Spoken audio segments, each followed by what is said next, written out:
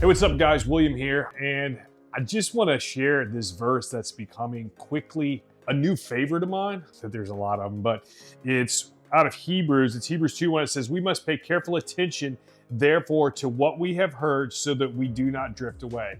And I love this, how it's talking about drift, right? Drift is that thing where we get off course and we slowly start moving in a direction that we're not supposed to go. I think I sent out an email not that long ago where I talked about, hey, how do we stay focused and moving in the right direction? But drift happens when we're focusing on a direction, but yet it's the wrong direction. Like we get mission drift. And that happens when our priorities and values are not aligned to the areas of different areas of our life. I talk about this a lot in my coaching. Hey, first we start talking about, hey, what are your priorities? And then, hey, what are your values? And then how do we align those things to our life?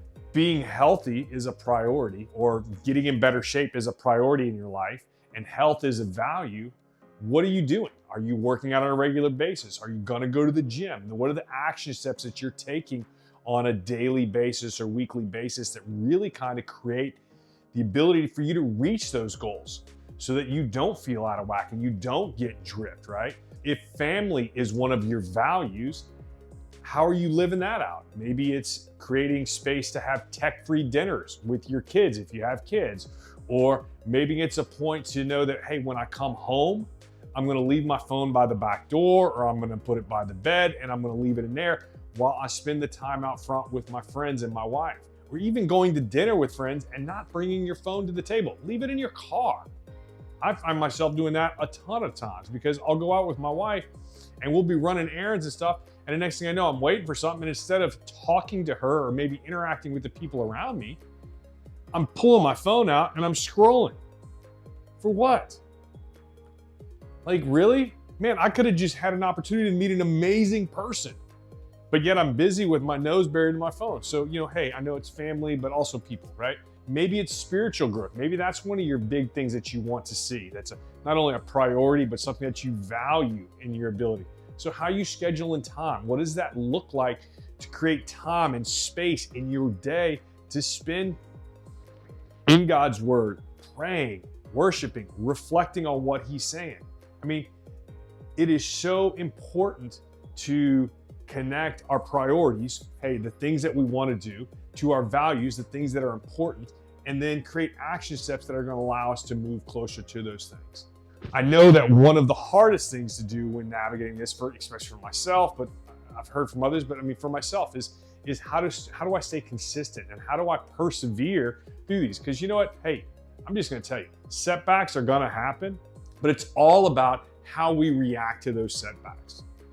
I love the quote from what was it, Rocky? It's not, I think it's one of the Rocky movies where he's talking about it's not how hard, it's not how hard of a punch can you take, but it's how many times can you get back up and keep moving forward, right? I can promise you, Mike Tyson coined it, hey, everybody's got a plan until they get in the ring and get punched in the face, right? Well, let me tell you something, even when we go to war or when we go to work with our family or whatever that's gonna happen, like, guess what? Something's gonna happen to mess up our plan at some point or another. And how we're going to react to that is going to be key to us staying consistent and persistent and moving forward, right? How are we going to deal with those things? Hey, you know what? If I don't get up one morning and I don't have my quiet time, yeah, it stinks, but sometimes it happens and I have to be okay with it. Or, hey, I missed a day doing this. I didn't make it to the gym today. Well, that's okay. Let me get up tomorrow and I'll just do the next workout. I don't have to make up for the day I missed. Maybe I just needed to sleep in. Maybe I needed to rest. Maybe my body needed to take a day off and recover from the workouts that I'm doing. And the same thing happens in work, right? Sometimes we're gonna have setbacks. Hey, I wanna get that promotion. I've done everything I think I could to get that promotion and I want it, but I just didn't get it. I got passed over. Well, what do I do? What do I do? Do I go back and mope and whine and complain about it? No, I get up in the morning, I look at it and I go, okay, hey, how do I adjust? How do I keep moving forward? And maybe I even use that analogy that Jocko uses that I love. Good. Okay, good, that happened. What can I learn from it? Good, that happened. How do I keep moving forward? I mean, that's great. That is awesome. I've got a big sticker of that literally sitting over top of my rack in my gym outside. It just says good. It reminds me, hey, I didn't get that last rep. Good. That means tomorrow, when I do it again, I'm gonna get that last rep because I need to get it, right?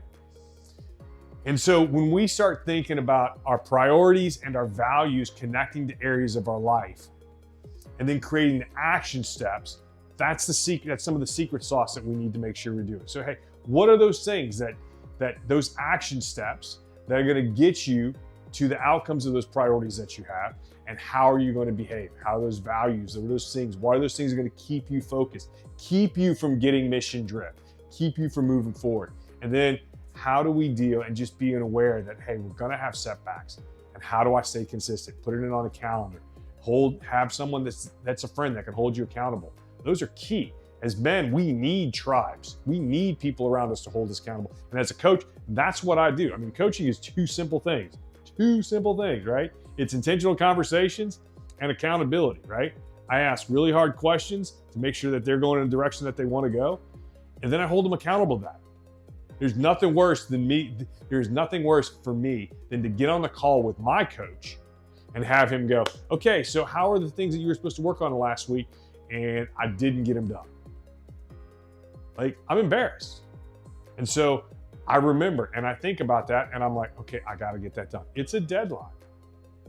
And that little bit of pressure keeps me focused, keeps me from drifting, and allows me to stay balanced. It allows me to understand my priorities and the things that I hold value to, and move towards those things. Hope this gives you just a little something to think about. This is William, and I'm out.